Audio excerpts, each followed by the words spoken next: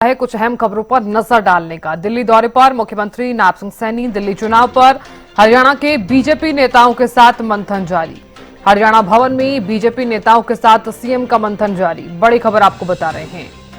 प्रदेश अध्यक्ष मोहनलाल बड़ौली, प्रदेश प्रभारी सतीश पूनिया मौजूद। बैठक में कैबिनेट मंत्री कृष्णलाल पंवार और महिपाल ढांडा भी शामिल।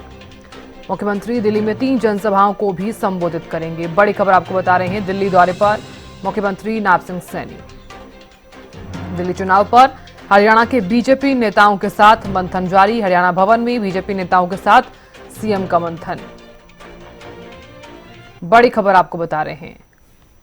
तो हरियाणा भवन में बीजेपी नेताओं के साथ सीएम का मंथन जारी। प्रदेश अध्यक्ष मोहनलाल बड़ौली और इसी के साथ ही प्रदेश प्रभारी सतीश पूनिया भी मौजूद। बैठक में कैबिनेट मंत्री कृष्णलाल पंवार और महिपाल ढांडा भी शामिल।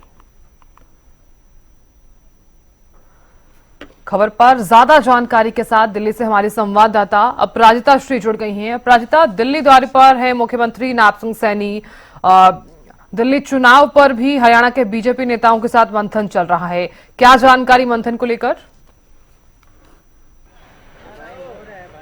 बिल्कुल, देखिए 24 का करीब 9:30 बजे जो अहम बैठक है दिल्ली विधानसभा चुनाव को लेकर, यानी दिल्ली चुनावों को लेकर के हरियाणा के जितने भी नेताओं की ड्यूटी लगाई गई है उन सभी के साथ दिल्ली स्थित हरियाणा भवन में बैठक जारी है। सबसे पहले अगर मैं बात करती हूं तो मुख्यमंत्री नायब सिंह सैनी इस बैठक में मौजूद है। इसके अलावा सतीश पूनिया, फणींद्र नाथ शर्मा, सुरेंद्र नागर भी मौजूद है। इसके अलावा महिपाल ढांडा की बात कर ली जाए, महिपाल ढांडा भी इस मीटिंग में मौजूद है। असीम गोयल, सुभाष सुधा, कमल गुप्ता, सुभाष बराला, किरण चौधरी, बनवारी लाल, बिशंबर बाल्मीकि, मनीष ग्रोवर, कमलेश ढांडा, अभय सिंह यादव, ज्ञानचंद गुप्ता, विजेंद्र दलाल, कृष्णलाल पंवार, कृष्ण बेदी और साथ ही अभी से थोड़ी देर पहले सुरेंद्र नागर भी इस मीटिंग के लिए पहुंचे हैं। काफी अहम खुद में ये मीटिंग मानी जा रही है, क्योंकि जिस तरीके से अगर दिल्ली विधानसभा चुनाव की बात करते हैं तो हरियाणा का बहुत अहम एक रोल हो जाता है, क्योंकि पहली चीज हो जाती है क्योंकि 3 तरफ से जिस तरीके से हरियाणा है दिल्ली को लेकर के, तो दिल्ली के नेताओं का प्रभाव काफी एक सकारात्मक भी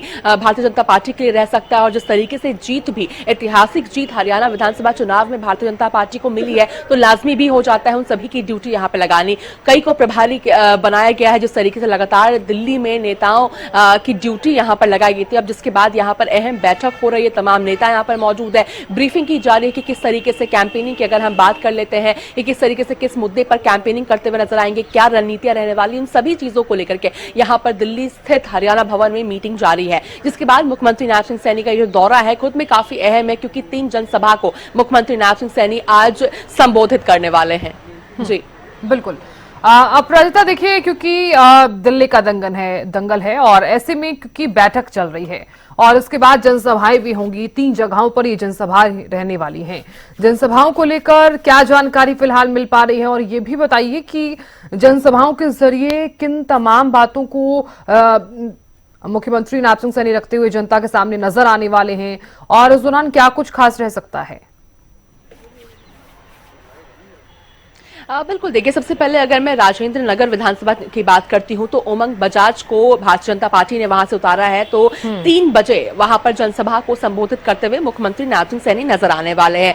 इसके साथ साथ अगर हम मोती नगर की बात करते हैं, साथ ही पटेल नगर की अगर बात करते हैं तो पटेल नगर में शाम 5 बजे नायब सिंह सैनी जनसभा को संबोधित करेंगे। वहां पर राजकुमार आनंद के लिए कैंपेनिंग करते हुए मुख्यमंत्री नायब सिंह सैनी नजर आने वाले हैं। इसके अलावा श्रीमती जो रेखा गुप्ता हैं, शालीमार बाग से उन्हें भारतीय जनता पार्टी ने उतारा है। 7:30 बजे शाम उनके लिए जनसभा को मुख्यमंत्री नायब सिंह सैनी संबोधित करने वाले। क्या अहम रहने वाला है, यानी वहां के जो मुद्दे हो जाते हैं, किस तरीके से लोगों से अपील करनी है कि भारतीय जनता पार्टी यानी कमल के बटन को दबाए, साथ ही उस उम्मीदवार को जिताया जाए ताकि भारतीय जनता पार्टी की सरकार दिल्ली में आ सके। किस तरीके से 27 सालों से भारतीय जनता पार्टी दिल्ली की सियासत से दूर है, तो किस तरीके से भारतीय जनता पार्टी पूरी तरीके से रणनीति बना रही है, अहम किरदारों को मैदान में उतारती हुई नजर आ रही है, और अहम हो जाता है हरियाणा की नेताओं को मैदान में उतारना। तो मुख्यमंत्री नायब सिंह सैनी जिस तरीके से 3 उम्मीदवारों के लिए 3 जनसभा को संबोधित करते हुए नजर आएंगे, तो कैंपेनिंग करेंगे, उनके लिए अपील की जाएगी किस तरीके से कमल के बटन को जताया जाए। उम्मीदवार के लिए करते हुए वोट नजर आने वाले, वहां के लोगों से अपील करते हुए मुख्यमंत्री नायब सिंह सैनी नजर आने वाले हैं। जी बिल्कुल। अपराजिता, देखिए क्योंकि बैठक भी चल रही है और क्योंकि तमाम माननीय भी यहाँ पर मौजूद हैं, तमाम नेतागण भी मौजूद हैं। तो ऐसे में फिलहाल क्या जानकारी सामने आ रही है, क्योंकि मंथन तो चल ही रहा है, किन किन विषयों पर ये बैठक चल रही है, और ये भी बताइए कि इस बैठक के बाद क्या कुछ चीजें रहने वाली हैं। बिल्कुल, देखिए अगर बैठक की हम बात करते हो तो रणनीतियां डिस्कस की जा रही है कि किस तरीके से कैंपेनिंग में, मैदान में, चुनावी कैंपेनिंग में उतरना है, किस तरीके से प्रचार प्रसार करना है, क्या मुद्दे रहने वाले हैं, उन तमाम चीजों को लेकर के यहाँ पर रणनीतियां बनाई जा रही है कि किस तरीके से कौन से जो नेता हैं उनकी ड्यूटी कहां पर किस तरीके से लगाई जाएगी और क्या कुछ चीजें करनी है जिसकी वजह से जो लोगों का जो प्रभाव है वो भारतीय जनता पार्टी की तरफ झुकता हुआ नजर आए। क्योंकि देखिए अगर बात की जाए दिल्ली विधानसभा चुनाव की तो काफी एक्टिव मोड में भारतीय जनता पार्टी नजर आ रही है। योजनाओं की बात करते हैं तो जिस तरीके से संकल्प पत्र भारतीय जनता पार्टी ने पहला संकल्प पत्र जारी किया था, एक और जहां अरविंद केजरीवाल धड़ल्ले से योजनाएं देते हुए नजर आ रहे हैं और कहीं ना कहीं भारतीय जनता पार्टी ने भी कई योजनाओं का जिक्र किया, संकल्प जो पहला संकल्प जारी किया है, तो किस तरीके से भारतीय जनता पार्टी लोगों के लिए ज्यादा बेहतरीन रहेगी, इन चीजों को लोगों तक पहुंचाना है तो क्या कुछ चीजें करनी है, किस तरीके से करना है, उन सभी चीजों को यहाँ पर डिस्कस किया जा रहा है, ब्रीफ किया जा रहा है। लोगों यानी जो नेताओं की ड्यूटी लगाई गई है किस तरीके से वो अपना कार्य करते हुए नजर आएंगे,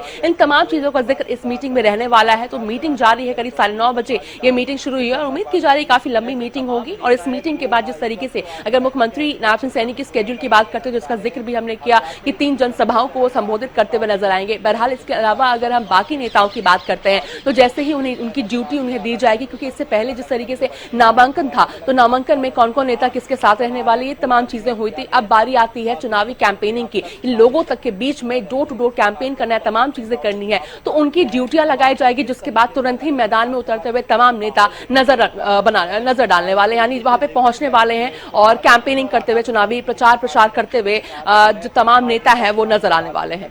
जी बिल्कुल अपराजिता, देखिए क्योंकि जिस तरह से आप जानकारी तो दे ही रही हैं कि क्योंकि भारतीय जनता पार्टी तमाम तरह के दावे तो कर ही रही है, लेकिन अभी फिलहाल सबसे ज्यादा जरूरी ये भी हो जाता है क्योंकि दिल्ली में जो दिल्ली की जनता जो है, जनता का मूड क्या है। तमाम तरह के दावे तो भारतीय जनता पार्टी कर रही है कि बीजेपी की ही जीत होगी दिल्ली में, लेकिन फिलहाल क्योंकि आप ग्राउंड जीरो पर भी गई हैं, आपने चीजें भी देखी हैं, चीजें भी भांपी हैं कि फिलहाल दिल्ली की जो जनता है वो क्या चाहती है, उनके क्या कुछ उम्मीदें हैं कि आखिरकार जो उम्मीदवार है वो किस चीजों पर खरा उतरे।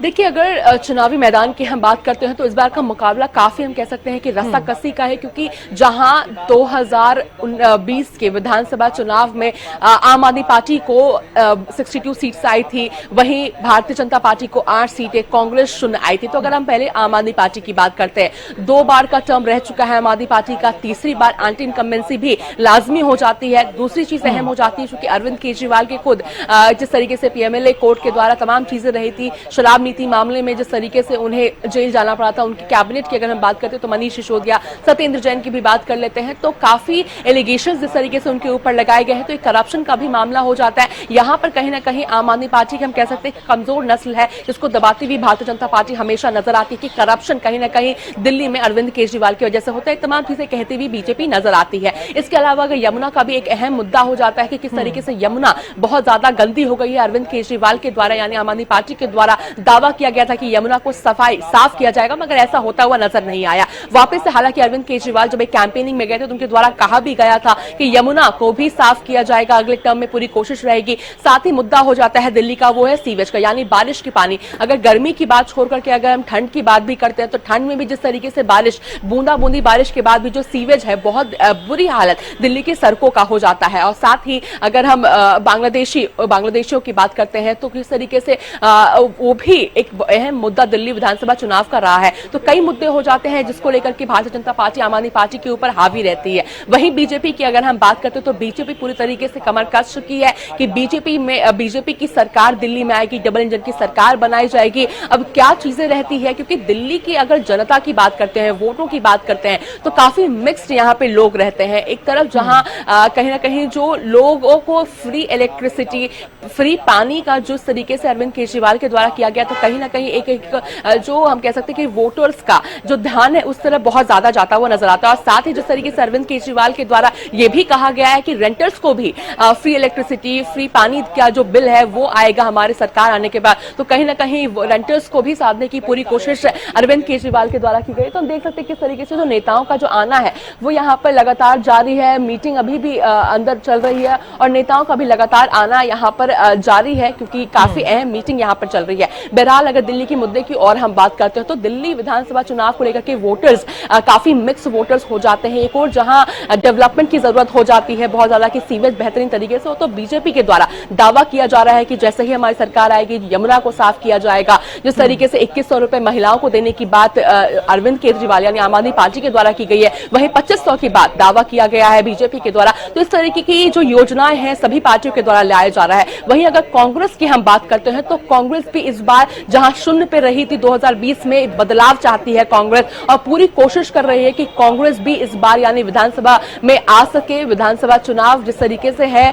तो काफी इंपॉर्टेंट जो नेताओं को मैदान में उतारा जा रहा है, किस तरीके से आतिशी के अगेंस्ट अलका लांबा को उतारा गया है। मुख्यमंत्री अगर हम आतिशी मुख्यमंत्री हैं फिलहाल की, वहीं अगर पूर्व मुख्यमंत्री अरविंद केजरीवाल की बात करते हैं तो उनके सामने संदीप दीक्षित को उतारा गया है। तो भारतीय जनता पार्टी और एक तरफ कांग्रेस, तो कांग्रेस भी पूरी तैयारी में जुटी हुई है कि किस तरीके से सभी फील्ड में उतरे हुए हैं। तो इस बार का जो कंपटीशन हम कह सकते हैं काफी एक रस्साकसी का है, एक तरफा नहीं रहने वाला है जिस तरीके से 2020 में देखा गया था। जी चलिए अपराजिता, आप नजर लगातार बनाए रखिएगा, जानकारी हम आपसे लेते रहेंगे। बहुत शुक्रिया फिलहाल बने रहने के लिए।